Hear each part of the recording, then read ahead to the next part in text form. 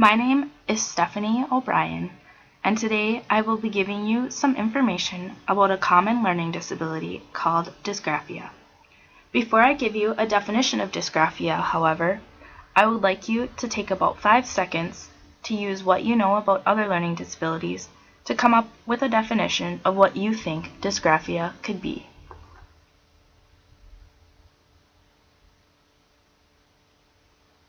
If you are like me, you might have thought dysgraphia has something to do with math or graphing, but it doesn't. So what is dysgraphia? Dysgraphia is a learning disability defined by the Encyclopedia of Special Education as having difficulty in automatically remembering and mastering the sequence of muscle motor movements needed in writing letters or numbers. In other words, students with dysgraphia struggle with handwriting, forming letters while writing, keeping their writing on the lines, and writing down the thoughts in their heads. The exact cause of dysgraphia is unknown. However, it is believed that dysgraphia is caused by a deficit in both visual and motor skills that result in difficulty with writing. Dysgraphia may also be caused by difficulties in sequencing information, resulting in language processing problems, which result in the inability to write down thoughts. Dysgraphia rarely exists alone, so it usually occurs with another learning exceptionality. Children frequently struggle when learning to read and write. For this reason, dysgraphia is rarely diagnosed before the end of first grade, when students have had a couple of years of experience with writing. Many children have poor handwriting because they have not had time to master the motor skills necessary for writing. For this reason, children cannot be diagnosed with dysgraphia simply because they have poor handwriting. Their writing problem must interfere with their learning. Since many children have poor handwriting, it can be difficult to determine whether a child has dysgraphia or not. While there are a few standardized tests that students can be given to determine if they have dysgraphia, observations made by the teacher and parents are most often used to diagnose students with dysgraphia and design ways to support those students based on their individual needs. While determining if a student may have dysgraphia, it is essential to determine the type of writing instruction the student has received, in case the instruction is the reason why the student is struggling with writing. In the following presentation, I will explain some of the common symptoms of dysgraphia that can be observed in the classroom and what accommodations, modifications, and teaching techniques teachers can use to assist students with dysgraphia in becoming better writers. A common symptom of dysgraphia that can be observed by teachers in the classroom is having an unusual grip on the writing utensil. An unusual grip could be holding the pencil extra tight, at an odd angle, or with the wrong fingers. Gripping the pencil in an awkward way makes it more difficult for students to write fluently.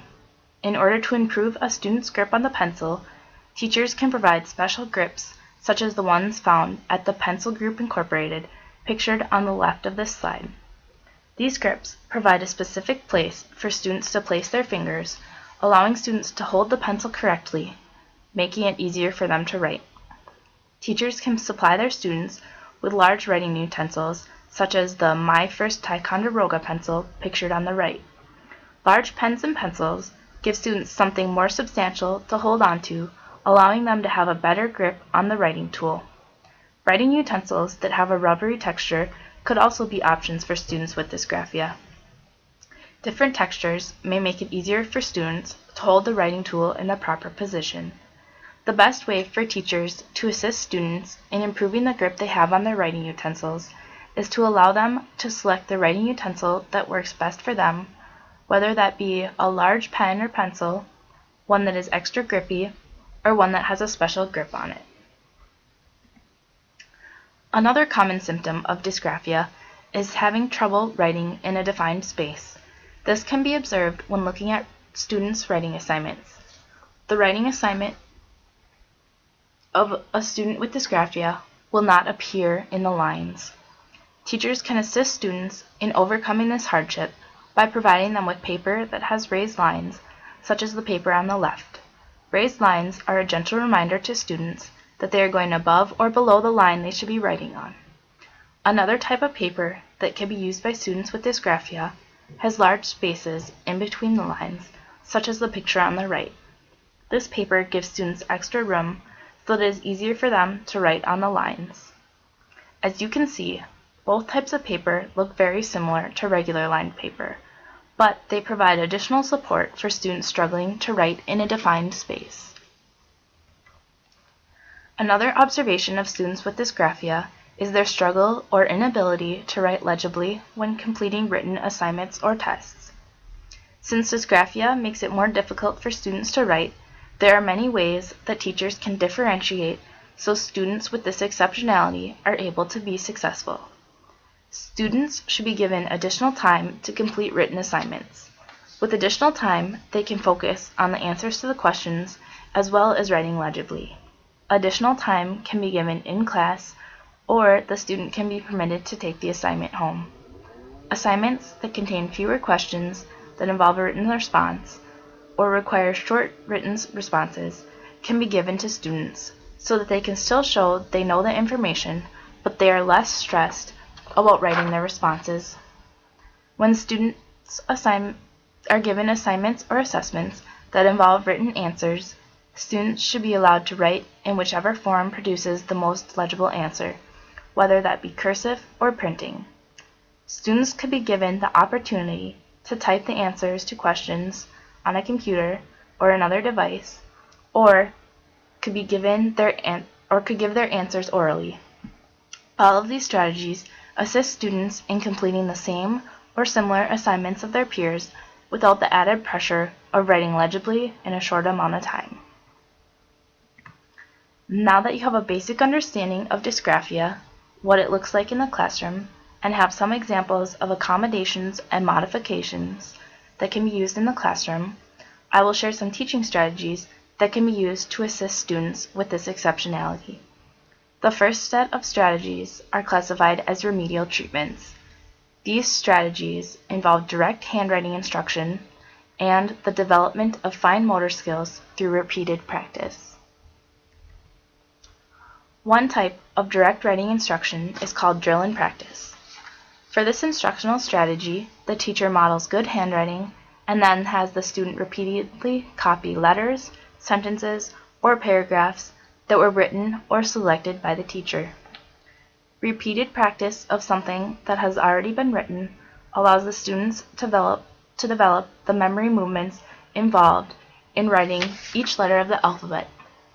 With enough practice, the student will no longer have to think about each movement he or she needs to make to write something down.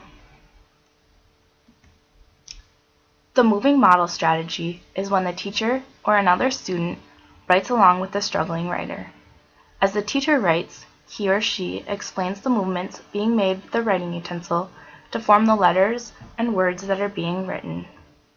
This strategy is great for auditory learners because the student is able to hear how to write before actually writing something down. This strategy assists students in building the mechanical skills needed for writing. The moving model could be used during the writing workshop time or during centers created by the teacher. Every student could benefit from this strategy because it assists students in their writing development, their listening skill development, and instruction giving skill development. Physical prompts are another form of mechanic development that can assist students in developing their writing abilities. Physical prompts are when the teacher guides the student's hand as he or she is writing. This allows the student to think about how he or she wants to answer the question or what the words mean, rather than having to think about forming each individual letter or word. This builds muscle memory for each letter of the alphabet. If necessary, another adult or another student could guide the hand of the student with the exceptionality. Muscle memory building is important because it allows students to become more fluent writers. It is especially important for students with dysgraphia because without practice, their writing will not improve. However, with practice, they can feel more confident in their writing abilities.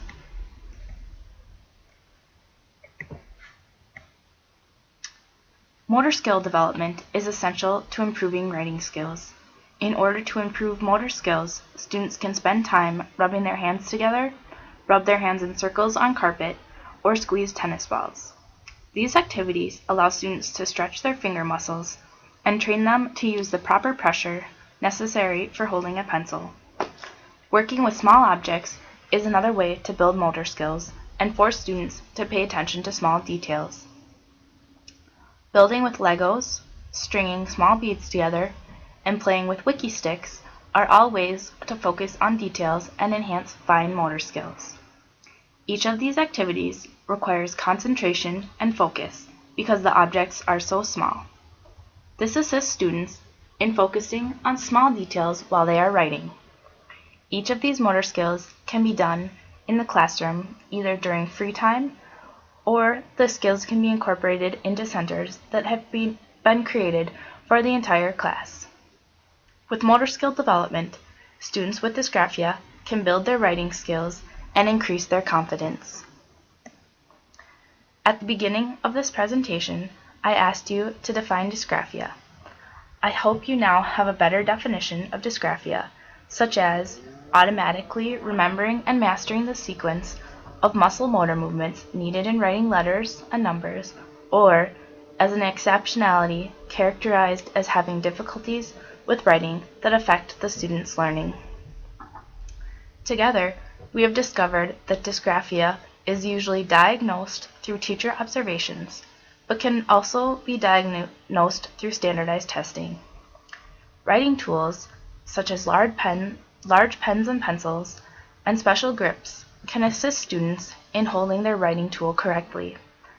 Raised line or large space paper can assist students in staying in the lines while completing writing assignments.